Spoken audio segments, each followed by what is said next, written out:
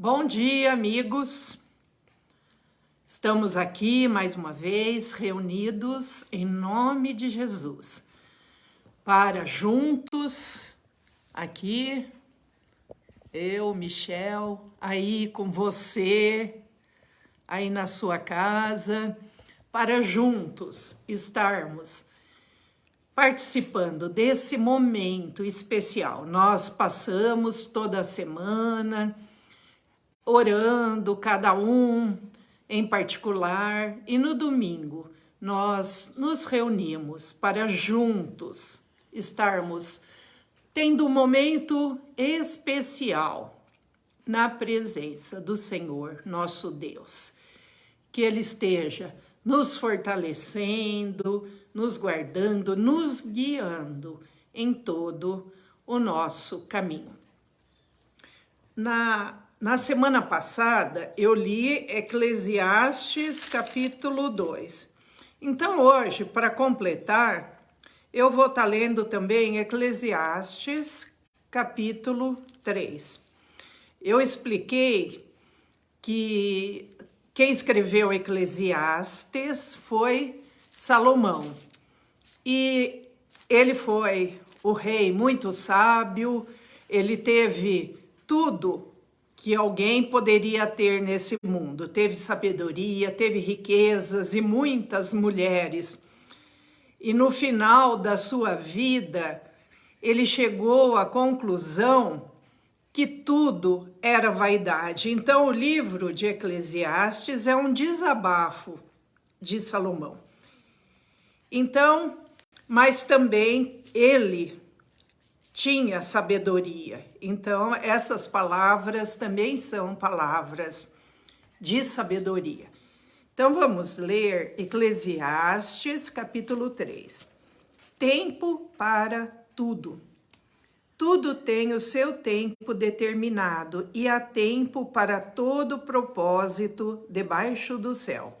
Há tempo de nascer e tempo de morrer, tempo de plantar e tempo de arrancar o que se plantou, tempo de matar e tempo de curar, tempo de derribar e tempo de edificar, tempo de chorar e tempo de rir, tempo de prantear e tempo de saltar de alegria, tempo de espalhar pedras e tempo de ajuntar pedras, tempo de abraçar e tempo de afastar-se de abraçar, tempo de buscar e tempo de perder, tempo de guardar e tempo de deitar fora, tempo de rasgar e tempo de coser, tempo de estar calado e tempo de falar, tempo de amar e tempo de aborrecer, tempo de guerra e tempo de paz.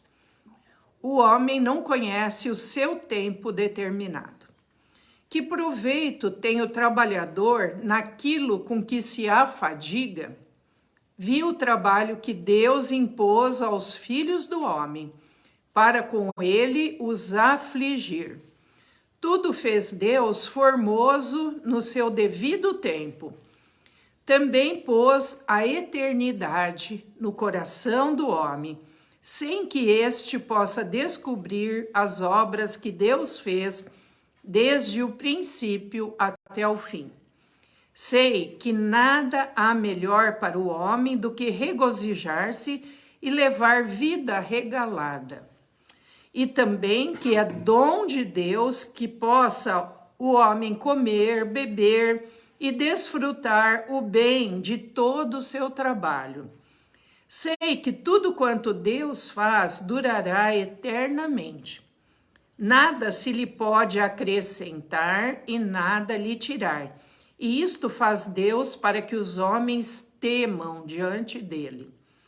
O que é, já foi, e o que há de ser, também já foi. Deus fará renovar-se o que se passou. Semelhante aparência na morte entre homens e animais. Vi ainda, debaixo do sol, que no lugar do juízo reinava a maldade, e no lugar da justiça, maldade ainda. Então disse comigo: Deus julgará o justo e o perverso, pois há tempo para todo propósito e para toda obra. Disse ainda comigo: é por causa dos filhos dos homens, para que Deus os prove e eles vejam que são em si mesmo como os animais. Porque o que sucede aos filhos dos homens sucede aos animais. O mesmo lhe sucede. Como morre um, assim morre o outro. Todos têm o mesmo fôlego de vida. E nenhuma vantagem tem o homem sobre os animais, porque tudo é vaidade. Todos vão para o mesmo lugar. Todos procedem do pó e ao pó tornarão. Quem sabe se o fôlego de vida dos filhos dos homens se dirige para cima e dos animais para baixo, para a terra? Pelo que vi não haver coisa melhor do que alegrar-se o homem nas suas obras, porque essa é a sua recompensa. Quem o fará voltar para ver o que será depois dele? Então aqui está, mais uma vez, o desabafo de Salomão. E nessa questão que ele falou no versículo 21, quem sabe se o fôlego de vida dos filhos dos homens se dirige para cima e o dos animais para baixo? Então nós sabemos, que somos pó e ao pó tornaremos, mas nós também sabemos que nós somos espírito e que o nosso espírito voltará para Deus. E quem nos garante isso? Jesus Cristo. Na época de Salomão, Jesus ainda não tinha nascido, mas hoje nós temos essa certeza de que o nosso espírito, que o pó voltará à terra, mas o nosso espírito voltará a Deus, porque Jesus já veio e já cumpriu a sua missão aqui na terra. E a nossa missão é crer em Deus e em Jesus Cristo e termos a certeza que um dia estaremos com Ele na glória. Essa é a nossa superioridade em relação a Salomão, porque nós podemos ter essa certeza. E para confirmar essa certeza, eu vou estar cantando uma música. Porque Deus enviou seu Filho amado para morrer em meu lugar. Na cruz sofreu por meus pecados, mas o sepulcro vazio está, porque Ele vive, porque Ele vive. Posso crer no amanhã, porque Ele vive. Temor não há, mas eu bem sei, eu sei que o meu futuro está nas mãos do meu Senhor, que vivo está. Um dia eu vou cruzar o rio, irei então ao céu de luz, verei que lá em plena glória, vitorioso, reina e vive o Rei Jesus, porque Ele vive. Posso crer no amanhã, porque ele vive. Temor não há, mas eu bem sei, eu sei que o meu futuro está nas mãos do meu Senhor, que vivo está. Amém. Essa é a certeza que podemos ter. Podemos crer no amanhã, porque Ele vive.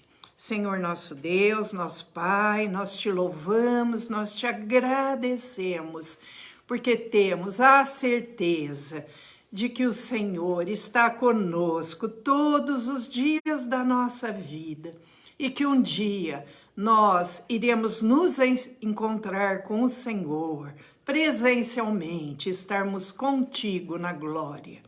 Ó Deus, enquanto estamos aqui ainda neste mundo, que sejamos luz e sal na terra, que possamos, ó Deus, onde formos, transmitirmos a Tua graça e a Tua presença através da nossa vida.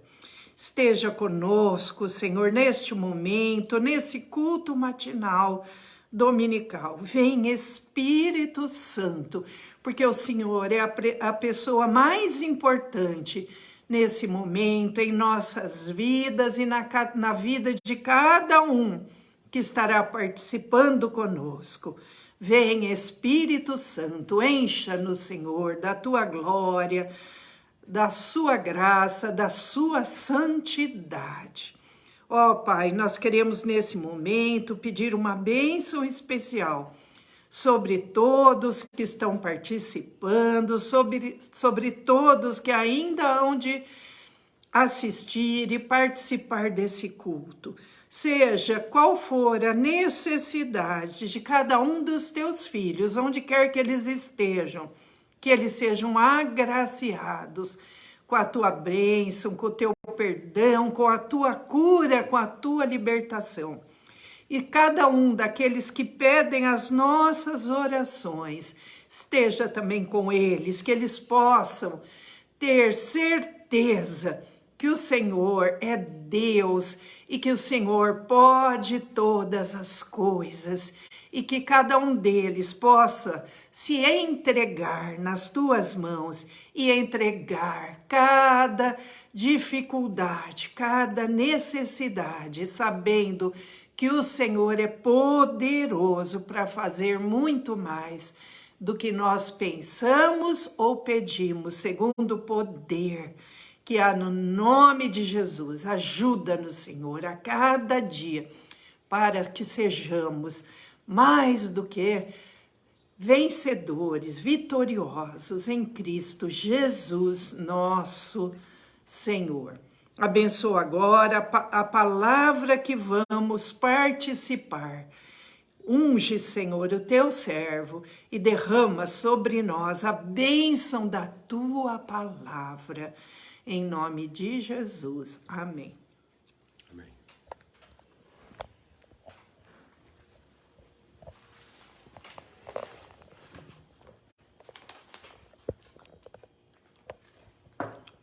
Bom dia, queridos irmãos e irmãs, vivenciando assim um primeiro dia da semana. Deus quer que a gente comece a semana exatamente desse modo, em comunhão com Ele, preparando-nos para enfrentarmos mais uma semana, junto com Ele, em comunhão com Ele, com os nossos irmãos, vencermos cada dia e sermos abençoadores como filhos de Deus onde nós estivermos. Hoje eu gostaria que os irmãos abrissem 1 Coríntios capítulo 15, a partir do versículo 45 até o versículo 49. 1 Coríntios capítulo 15, os versículos de 45 a 49. Pois assim está escrito, o primeiro homem, Adão, foi feito alma vivente. O último Adão, porém, é espírito vivificante. Mas não é primeiro o espiritual, e sim o natural, depois o espiritual. o primeiro homem formado da terra é terreno, o segundo homem é do céu. Como foi o primeiro homem o terreno, tais são também os demais homens terrenos. E como é o homem celestial, tais também os celestiais. E assim, como trouxemos a imagem do que é terreno, devemos trazer também a imagem do celestial, a imagem de Jesus Cristo. Quero trabalhar o tema, a comunhão e o cristão. Nós sabemos que o homem adâmico, após a queda, ele teve ofuscado 3 princípios fundamentais da vida de todo ser humano. Primeiro, a sua identidade. Sua imagem e semelhança de Deus foi ofuscada e ele ficou com a imagem e semelhança de Adão. Segunda coisa, a sua natureza santa se torna uma natureza afastada de Deus pela condição do pecado original. E o seu propósito de expressar com a sua vida a justiça e o amor de Deus, as virtudes de Deus, a graça de Deus, é também ofuscada e perdida em parte. E agora nós vemos que em Cristo Jesus, o versículo 49 que nós lemos diz: e assim como trouxemos a imagem do que é terreno, do primeiro Adão, nós devemos trazer também a imagem do celestial, do segundo Adão, que é Jesus Cristo. Então, o cristão é um homem que tem a identidade de Cristo, a natureza de Cristo e também o propósito, a vocação de Cristo como um filho de Deus. Então, a Bíblia, ela é cristocêntrica, porque Deus fez tudo em Cristo, por Cristo e para Cristo. E tudo se convergirá no final para Cristo. Jesus Cristo mesmo fez uma afirmação em João 5, 39 e 40, quando ele diz que os homens buscam nas Escrituras, ele se referindo às Escrituras aqui do Antigo Testamento, procurando encontrar nela a vida eterna, nas Escrituras. E assim também, como no Antigo, no Novo Testamento, as pessoas procuram encontrar a vida eterna nas palavras que estão na Bíblia. E elas diz que elas testificam a respeito de Jesus Cristo, porque a Bíblia, ela é cristocêntrica, a base dela é fundamentada no próprio Deus. Quando você lê as Escrituras, eu gostaria de conversar um pouquinho nesse sentido hoje, para abrir o nosso entendimento quanto à leitura das Escrituras.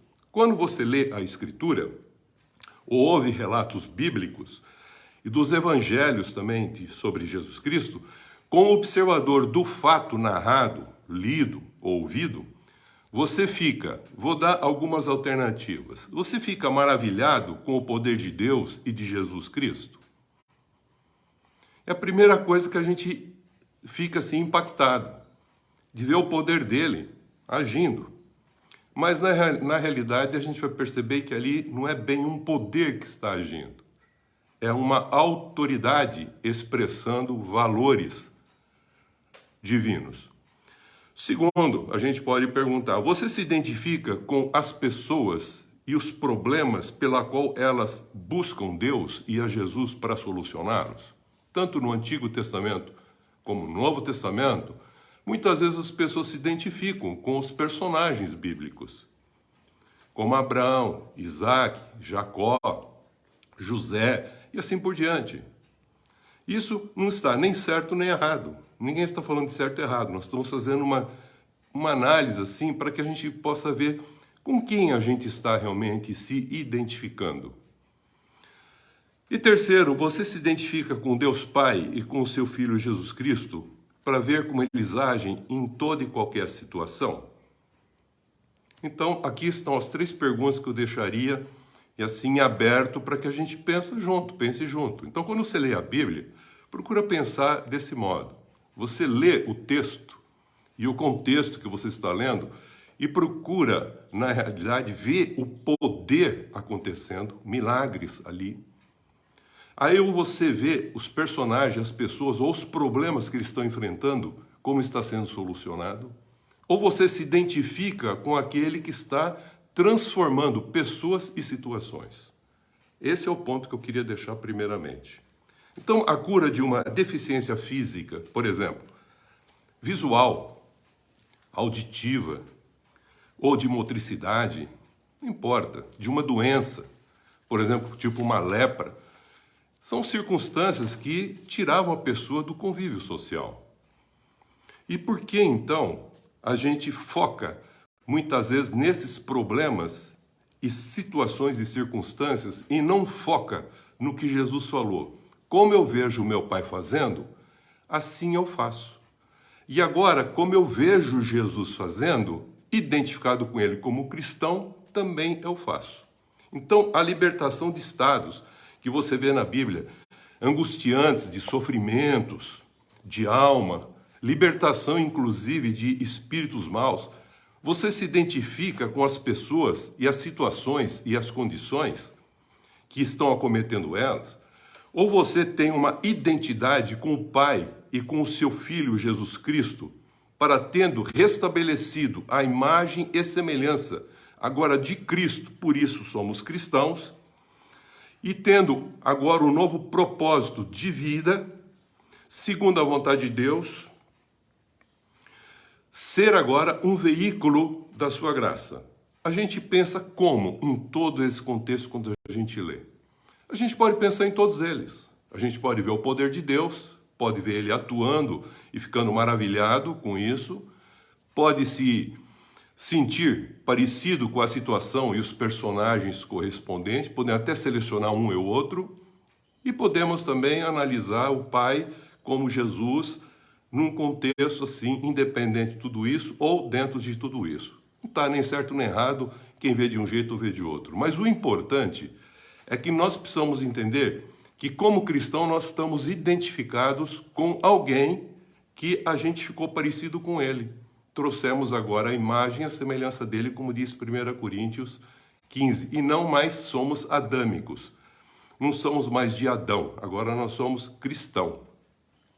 Então, as boas novas de Deus são formas pedagógicas que, quando a gente faz a leitura, é para que a gente possa ter entendimento espiritual para transformar a mente. Isto é, fazer uma metanoia, como nós falamos a vez passada. O que é uma metanoia? Metanoia é ter o arrependimento na forma como a gente pensava antes, sem conhecer a revelação de Jesus Cristo. Agora, em Cristo Jesus, tendo uma revelação clara, visível do próprio Deus, transformamos também não só a nossa forma de pensar, arrependimento, metanoia, mas também uma transformação de consciência para com Deus. Porque fazendo assim, a gente vai trazer à memória o que pode dar esperança, como um cristão, sendo agora um filho de Deus, por adoção em Jesus Cristo. Por exemplo, você olhando para qualquer situação física de cura que Jesus fazia, você pode ver que é interessante, vai depender sempre de fé. Sempre você vai encontrar ele falando, vai, a tua fé te curou. Vai, grande a tua fé. Depois ele fala, vocês têm dificuldade porque têm uma fé pequena. Você tem uma fé frágil. Você tem uma fé forte. Então, o que são esses adjetivos que qualificam a fé? Grande, pequena, forte. Muitas vezes as pessoas têm dificuldade de entender, mas Jesus não estava falando especificamente de tamanho, de proporção. Ele estava dando um referencial de fundamentação de princípios. Pedagogicamente, ele está querendo nos ensinar algo que é muito mais importante.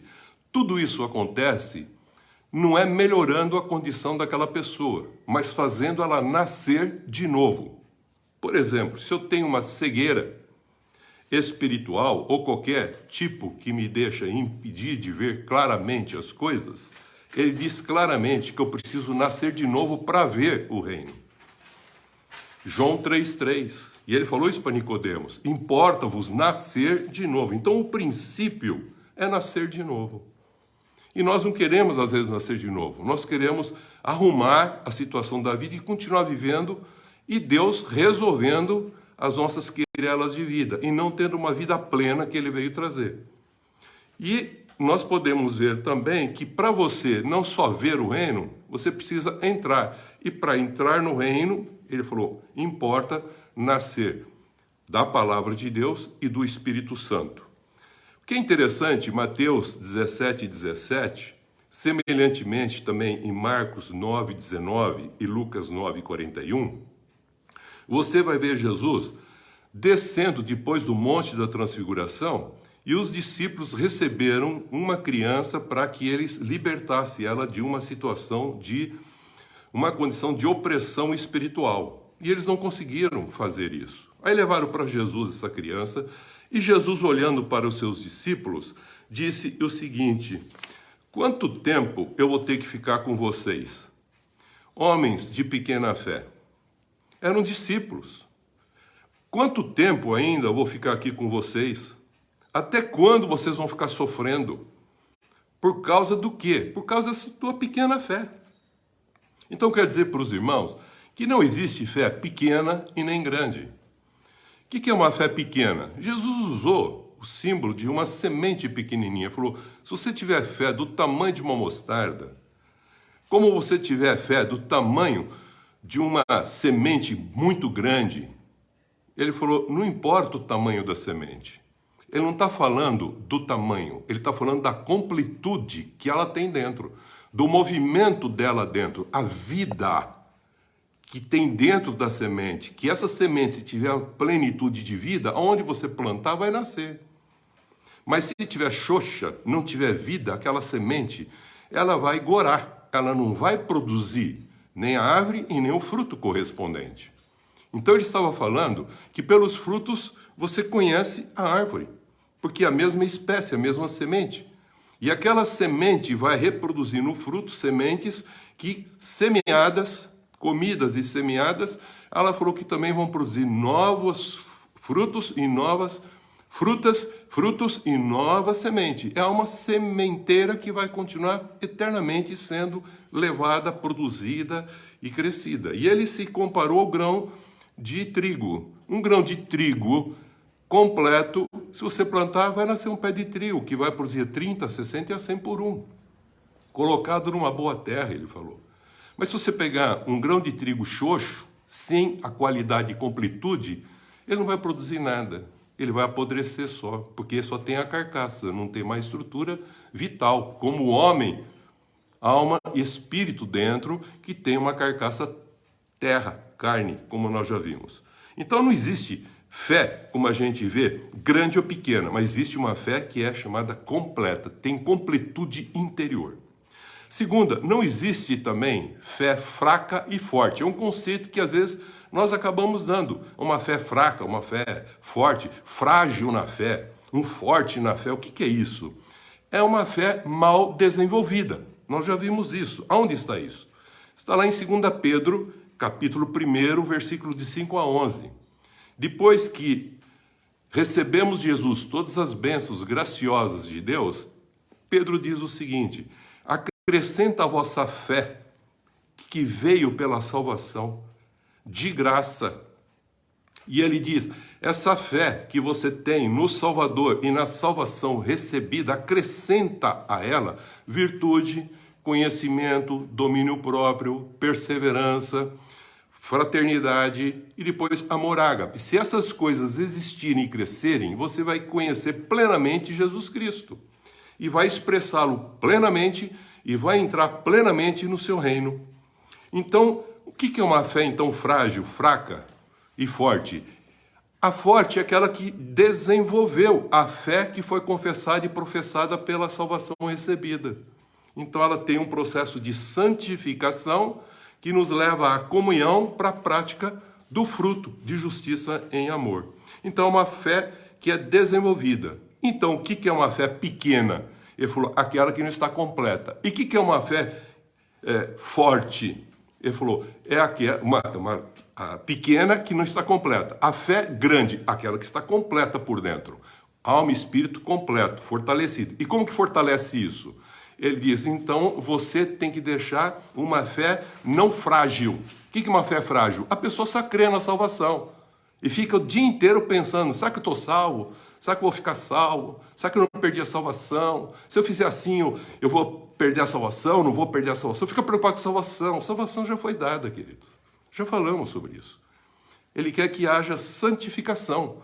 E essa santificação é que vai dar a qualidade e a quantidade do processo da nossa comunhão, para expressar, através do Espírito Santo em nós e através de nós, aquilo que ele queria, a imagem e semelhança que Deus havia pedido no começo. Assim, cabe uma outra pergunta.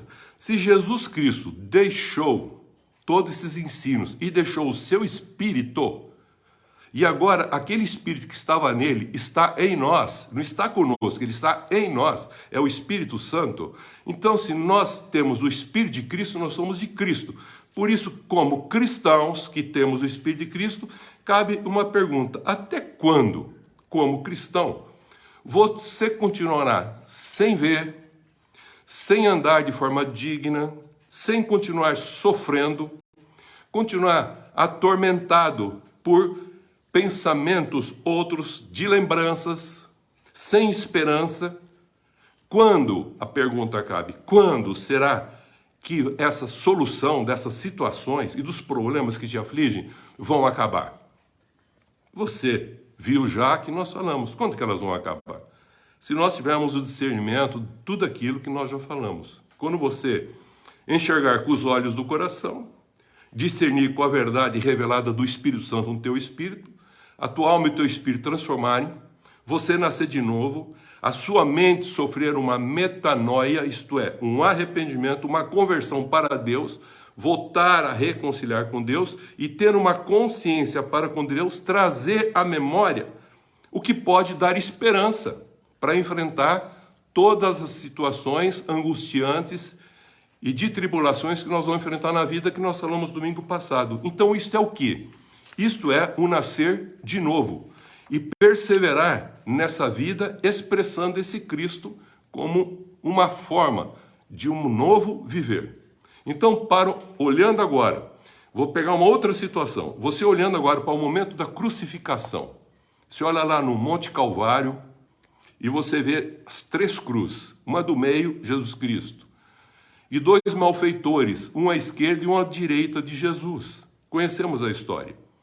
Então a pergunta cabe também para nós: com quem você se identifica ali?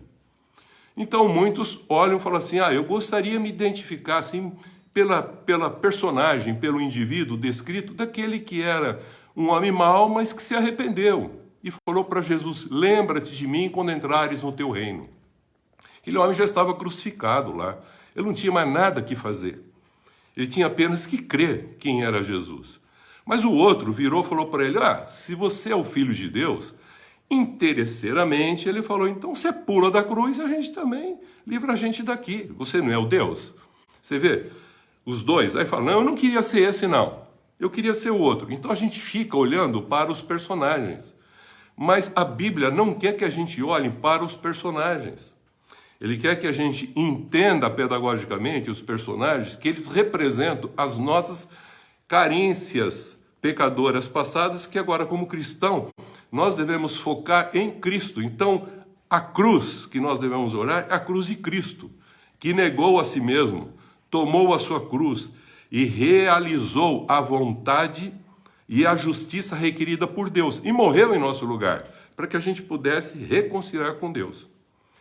Então, a pergunta cabe agora novamente: quando você deixará de ser parte do problema para ser a solução do problema? Essa é a pergunta que cabe para nós. Mas cada vez que a gente lê a Bíblia, a gente vai achar sempre um culpado para jogar a culpa e se tentar desculpar.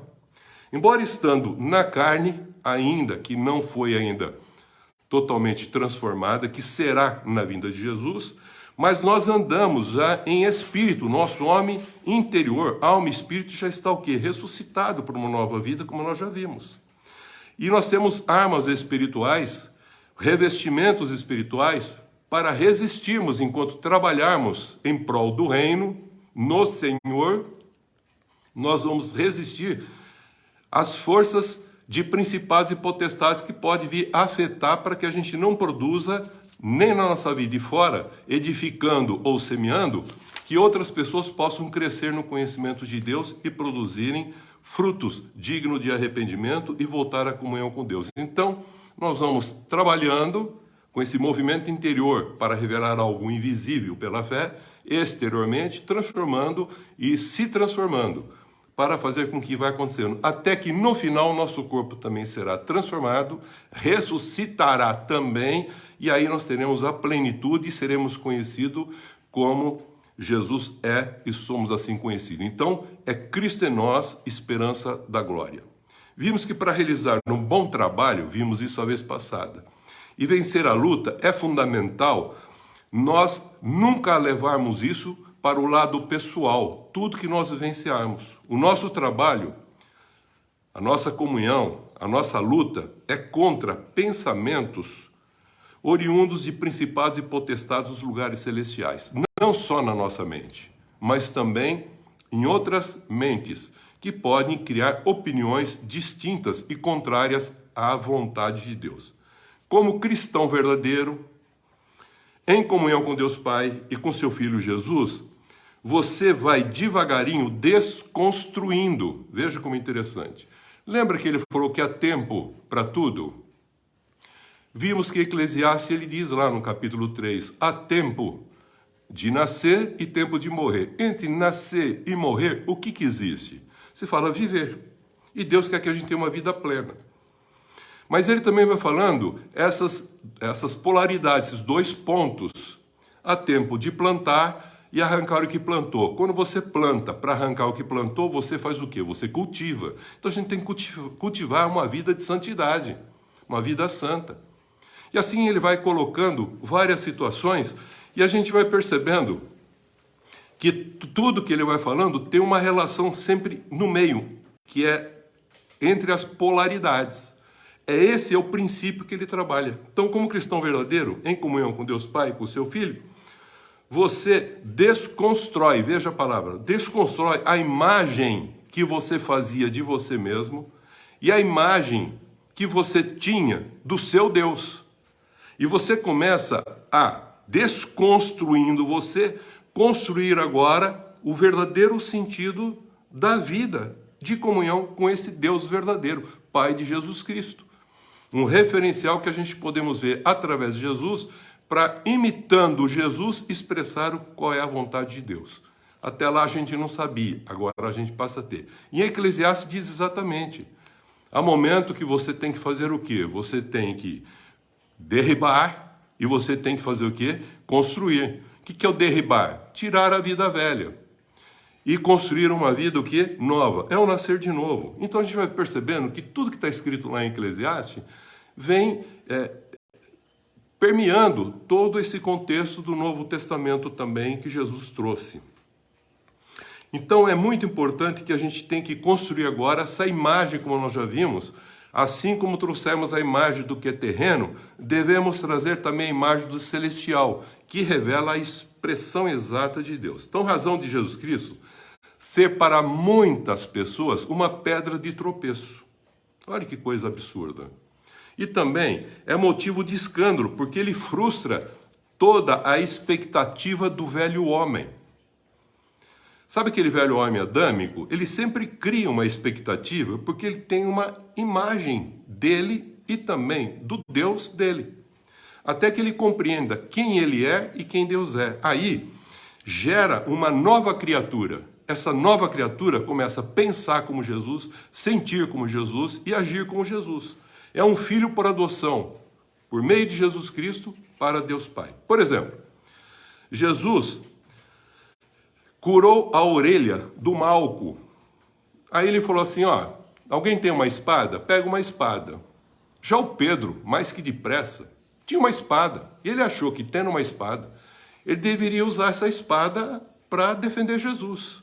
E Jesus, o que ele faz? Quando Pedro corta a orelha desse soldado romano, chamado Malco, segundo relata na Bíblia, Jesus frustra o pensamento de Pedro. E já vinha frustrando muitas vezes. Pedro falou, eu vou contigo, vou morrer contigo. Ele falou, Pedro, você vai me negar.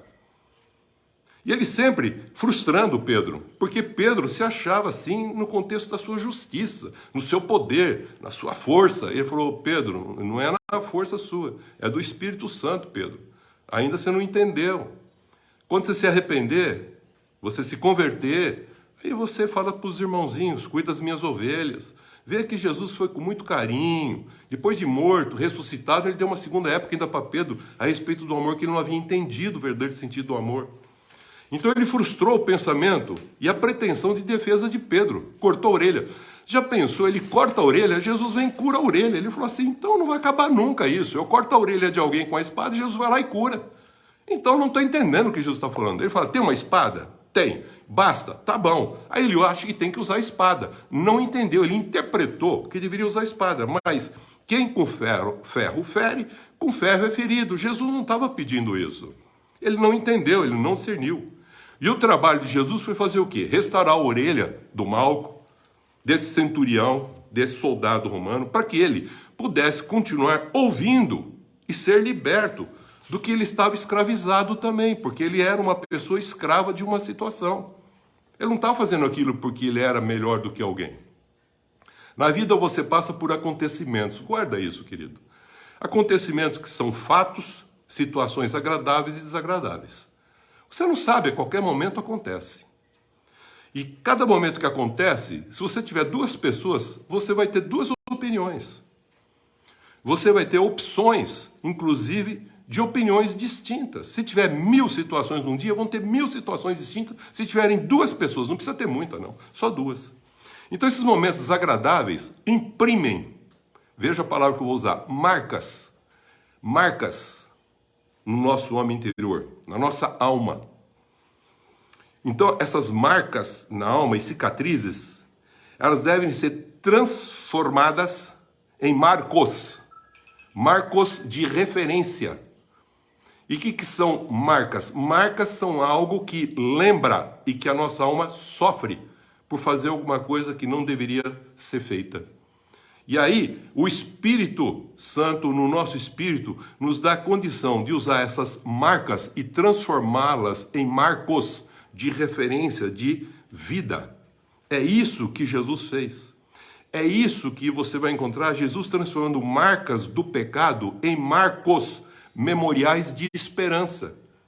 Tanto é verdade que a Santa Ceia é um memorial, é em memória, não é em lembrança, porque lembrança é coisa de alma, é um acontecimento, lembrança, involuntário, intelectivo, de registro, de acontecimento que afeta a alma.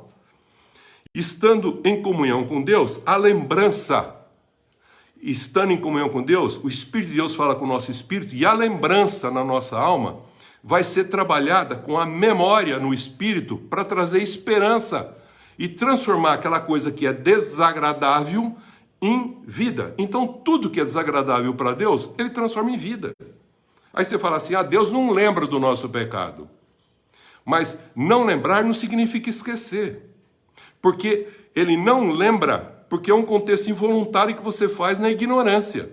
Mas depois que você tem o conhecimento da verdade e continua no pecado, então ele falou que ele não traz mais esse contexto, não é mais de lembrança, ele vai trazer na memória. Então a memória nunca acaba, queridos. Então você fala assim: eu não lembro do que você fez, mas está na memória registrado. E assim é com Deus. Então ele não lembra do nosso pecado pelo tempo da ignorância. Mas se você continuar pecando e não deveria estar pecando, então vai ficar registrado na memória. Eu vou ler isso que está lá em Ezequiel 33, depois eu leio na sequência. Mas só para lembrar o seguinte: Jesus transformou marcas do pecado em marcos, memorial de esperança. E ele instituiu a ceia.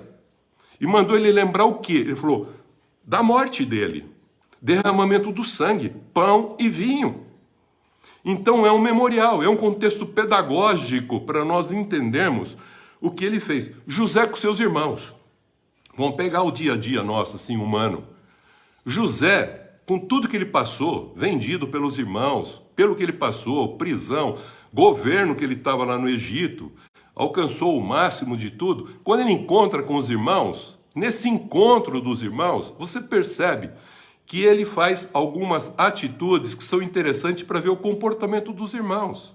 Se houve transformação, se houve mudança, se houve um renovar da maneira de pensar, se eles transformaram a consciência, porque tinha um irmãozinho mais novo. Ele fez de tudo para ver como ele se comportava diante daquele mais novo, que comportar de maneira inadequada com ele. Aí o que ele faz? Ele se dá a conhecer. Quando ele se dá a conhecer para os irmãos, eles ficaram apavorados. Ele falou, não. Essas marcas que eu recebi, eu transformei em marcos de esperança, porque se não tivesse feito assim, eu não seria governador. Olha onde ele chegou. E vocês teriam morrido de fome, a nossa família teria inexistido. Mas Deus, olha o marco. A marca de sofrimento gerou um marco de referência para Deus. Mas Deus me usou de tal modo que agora nós podemos ter a família salva. Oh, glória a Deus. Então, lembrança, querido, é um negócio que vai acontecendo que você menos espera. E às vezes é agradável e desagradável. Mas como o desagradável fica remoendo, a gente fica com ele muito mais tempo. E essas lembranças, a gente não deve, com o amor, diz, não se ressente do mal. Então, como que a gente faz para trabalhar essas lembranças negativas? Eu falo, transforma em marcos de esperança. Você só vai conseguir isso em comunhão com Deus. Então, um cristão em comunhão com Deus deveria sempre trazer da memória tudo que é desagradável, sabendo que, mesmo o desagradável, ele é de forma positiva. Cada manhã, as misericórdias de Deus se renovam. Então, a memória, ela é diferente da lembrança. A memória ocorre a nível de espírito. A memória é um ato voluntário do espírito para identificar os fatos acontecidos das lembranças que, processadas segundo a vontade de Deus, produz uma referência de esperança. Então, não lembrar, vou repetir, não significa não esquecer. Não lembrar significa um ato que aconteceu e você não vai lembrar. Você caiu. Quando você caiu a última vez? Você fala, não lembro. Mas se você recordar aquele tombo, que foi um tombo assim que marcou, quebrou, teve que internar, aí você fala, esse eu lembro. Não, você não lembra. Você está trazendo a memória. Mas se você sofreu muito, você vai perceber que tudo aquilo aconteceu porque tinha um significado. E esse significado não é perder a memória. É tendo uma comunhão com Deus. Como um cristão, ele traz da memória do Espírito, ele traz da memória o que pode dar esperança para ele, mesmo diante de um acidente. Então, vocês vão perceber em Lamentações 3, 20 e 21, algo interessante do profeta Jeremias. Jeremias estava passando uma situação assim, ele é chamado o profeta chorão. Então, Lamentações 3, 20 e 21, Jeremias diz assim, a minha alma, presta bem atenção, ele diz assim, a minha alma continuamente se lembra desses acontecimentos e tudo que ele estava passando, Jerusalém destruído, os muros, tudo quebrado, foi na época de Esdras e Neemias. Então ele falou, olha, tá vendo? Tudo isso, a minha alma fica o quê? Angustiada. A minha alma eu fico lembrando disso na alma, e me abate dentro de mim, minha alma fica abatida. Tá vendo? Alma, lembrança. Ele diz, quero trazer à memória o que me pode dar esperança. Da onde ele está buscando isso? Da comunhão que ele estava em Deus. Trazer do Espírito dele aquilo que pode planificar aquilo desagradável que trazia a lembrança. Então ele não ficou mais ressentindo. Isso acontece plenamente quando o homem está em comunhão com Deus. Se ele não estiver em comunhão com Deus, ele não tem esperança. Ele tem desesperança cada vez mais e vai acrescentando dor sobre dor. Como eu falei domingo passado, tem angústia, tem tristeza e acrescenta com a preocupação da ansiedade mais tristeza. É tristeza sobre tristeza. A memória é referência da esperança. Então a importância da comunhão para o cristão. Por isso, falei que a ceia é um memorial da morte de Cristo, pela lembrança dos fatos que aconteceram, sem nenhuma interferência sentimental, de alma, mas de espírito, de entendimento e compreensão pedagógica do que ele deixou para que a gente pudesse entender. Razão de Paulo em Filipenses 4, de 8 a 9, você vê ele falando, finalmente, irmãos, quero que vocês ocupem a vossa mente e o vosso pensamento. Aí ele põe um monte de coisa assim. com coisas verdadeiras, respeitáveis, justas, pura, amável, e se há alguma coisa de boa fama, de virtude, de louvor, isso ocupa a vossa mente. Aí as pessoas acham que pegando esse texto, eles ficam procurando assim, o que é verdadeiro? O que é respeitável? Não é isso que ele está falando.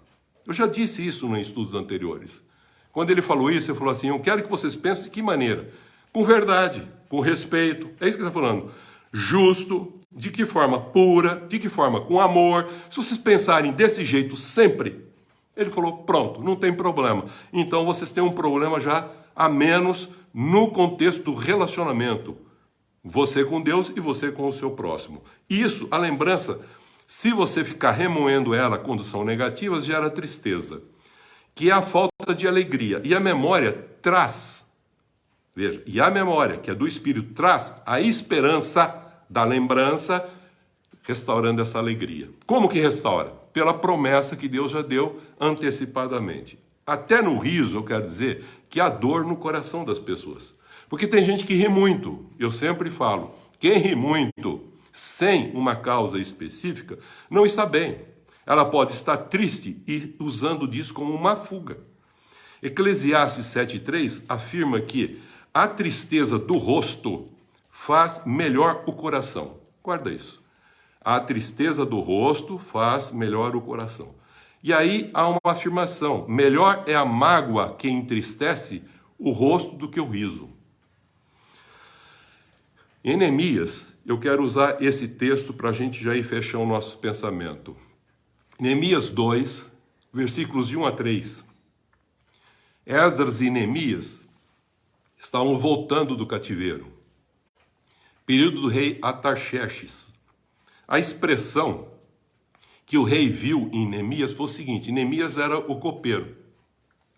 Ele pegou o copo de vinho lá do rei, da Pérsia, pegou, diz que ele bebia primeiro, que é assim que fazia, e depois oferecia para o rei, sabendo que não tinha problema nenhum no cálice. O rei olhou para ele, diz lá em Neemias 2, 1 a 3, que ele olhou para ele e falou assim, Neemias, eu vejo que o teu rosto está triste. E um rosto triste tem relação com doença física. E você não tem doença. Então, se esse teu rosto está triste, Neemias, eu vou dizer uma coisa para você. Você tem doença no coração. Você tem lembranças aí dentro no teu coração que está te deixando triste. O teu espírito está abatido, como diz lá em Provérbios 15, 13. Um coração entristecido abate o espírito. Então, o teu rosto está abatido. E não é por doença física. Neemias, conta para mim qual é o problema. Aí Neemias se abre. Ele diz, é o seguinte, a minha alma está triste porque eu fico lembrando lá de Jerusalém, os meus pais, as construções, o templo destruído, a cidade, os muros destruídos. Eu fico lembrando das condições vividas. Aí, lembra-se, quero trazer a memória que pode dar esperança. E esse rei abençoa ele para voltar e reconstruir todas as coisas. Por isso que em Deus as nossas forças se renovam a cada manhã. Não há cansaço. Por isso, a razão de Paulo dizer, alegrai-vos sempre no Senhor. E na força do seu poder, força do Espírito Santo. Para encerrar, eu quero dizer assim para os irmãos, que em Êxodo 20, 24, Deus pede para Moisés fazer um altar de terra. Eu já expliquei que esse corpo aqui é o templo do Espírito Santo, é o santuário do Espírito Santo e que deve ser cuidado. É um altar de terra. O coração, um altar de terra.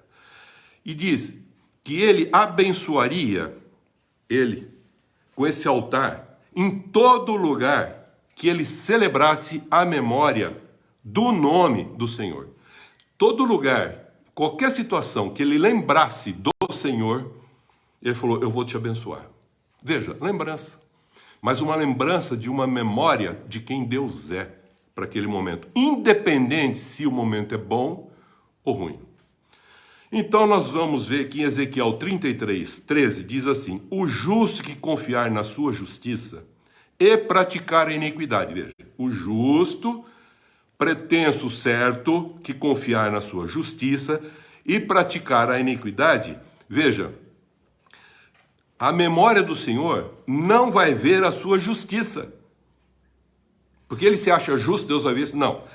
Ele falou, a memória do Senhor não vai ver a sua justiça, mas a sua iniquidade. Aquilo que eu falei. Deus não se lembra do nosso pecado. Mas se eu conhecer a revelação de Deus e como cristão continuar vivendo em pecado, deixa claramente aqui pelo texto de Ezequiel 33:13, que Deus não viu o pecado, mas agora, consciente que eu já fui liberto e quero continuar na condição de pecado, ele falou, aí fica difícil. Eu não fazer o quê? Não é lembrar, é não vir à memória. Então não foi a memória de Deus o quê? A justiça. Foi a memória de Deus o quê? A iniquidade. Então quando na memória de Deus permanece a iniquidade, a lembrança simplesmente confirma o fato. Por isso que quem tem Deus e tem uma transformação, a lembrança pode ser negativa. Por isso que em Deus tudo que é negativo, ele transforma em positivo. Você fala, como? Se o homem pecou, ele deveria cobrar do homem. Ele falou, não, eu não lembro dos seus pecados. Desde que você busque a santificação. Se você não buscar a santificação, não crescer e ser um cristão no meio termo, ele falou assim, aí eu não vou conseguir fazer o quê? Ver. Você vai se achar justo, porque você já está justificado pela salvação. Mas você não fez a santificação, então você não expressou o segundo ponto. Sede santo porque eu sou santo. Então aqui ele deixa muito claro. A Ezequiel continua 33:16 diz, mas viverá se fizer o juízo e a justiça, isso é, se praticar o bem. Aí Deus vai fazer o quê? Virá à memória do Senhor a sua justiça, e não mais a sua iniquidade. Então ele fez o quê? Nasceu de novo. É uma nova criatura. E ninguém mais precisa falar nada para ele, porque o Espírito Santo vai testificar com ele isso. Em Ezequiel 33:20, encerrando o pensamento em Ezequiel 33, o Senhor Deus diz, julgará cada um segundo o caminho que adotou. Então, quero dizer assim para os irmãos, para encerrar o pensamento hoje. Como cristão, você pensa hoje, sente e age como Jesus Cristo. Por que a gente pensa, sente e age como Jesus Cristo? Porque a gente se identificou com o Cristo. Nós temos uma nova natureza santa agora, e nos santificamos, e vamos morrer nos santificando. E aí, em comunhão, a gente começa a expressar frutos de justiça em amor. Expressar a revelação de Deus, porque agora nós temos a imagem e a semelhança que havíamos perdido, restaurado em Jesus Cristo, como diz 1 Coríntios 15:49. Por isso, esse contexto de hoje, eu quis trabalhar a comunhão e o problema do cristianismo. Toda vez que você lê um contexto bíblico, identifique-se sempre como Deus age e como Jesus age naquele momento, naquela situação. Mas não se identifica com os personagens e nem com as situações, mas como que ele age para ser alguém que não participe mais de problemas, mas que seja a solução de problemas. Por isso, agora, nós não somos mais adâmicos e nem descendentes de Adão. Agora nós morremos para a vida velha e somos cristãos. Por isso que a comunhão e o cristão, cada vez que a gente lê a Bíblia, toda a história, você tem que entender ela a partir de Deus e de Cristo, para depois entender as situações com que a gente enfrenta cada dia, para ser a solução das situações e problemas, e não um comprometimento de ser um peso a mais dentro desse processo, pedindo ainda para Deus resolver esse problema. Para encerrar, eu disse para os irmãos, na parábola do filho pródigo e do filho mais velho, falei que nenhuma das histórias Jesus concluiu. E o que ele mostrou com essas duas histórias? Quem Deus é o Pai. O que o Pai queria? Que os irmãos fossem amigos e que vivessem em alegria com ele. Mas os dois, um foi longe, e outro estava perto, mas nenhum dos dois estava próximo da comunhão. Então, toda aquela parábola que Jesus contou é para revelar que o Pai Celeste quer que todos nós, como irmãos, sejamos o quê, queridos? Amigos. Amarmos uns aos outros como amamos Deus. Como Deus nós não vemos, e os amigos e irmãos nós vemos, que a gente amando os amigos, nós estamos fazendo o quê? Um compromisso de expressar quem Deus é através da nossa vida. Então nós passamos a ser um filho de Deus. Nós não queremos mais bênção, como nós falamos. Nós queremos ser como Deus, um abençoador daqueles que nos procuram. Que Deus abençoe em Cristo Jesus, que esse pensamento, essa reflexão, seja para nós vermos e analisarmos a Bíblia sempre a partir de Deus. Não a partir do problema, nem a partir do mal, nem a partir de nós mesmos como nós interpretamos, mas como Deus age, porque assim Jesus disse: como eu vejo o meu Pai fazendo, assim eu faço também.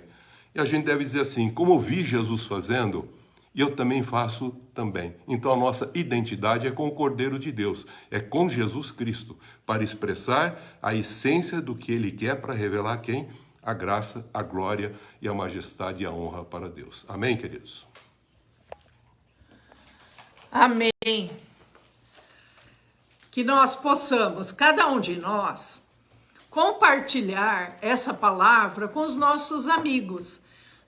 Muitas vezes, né, no WhatsApp, nas nossas redes sociais, que os nossos amigos também possam participar dessa palavra tão importante. Nós sabemos que o Facebook ele não fica aberto para todos, né? Então, vamos compartilhar essa palavra. É uma maneira da gente estar evangelizando, falando, e que as pessoas possam crescer na graça e no conhecimento de Deus.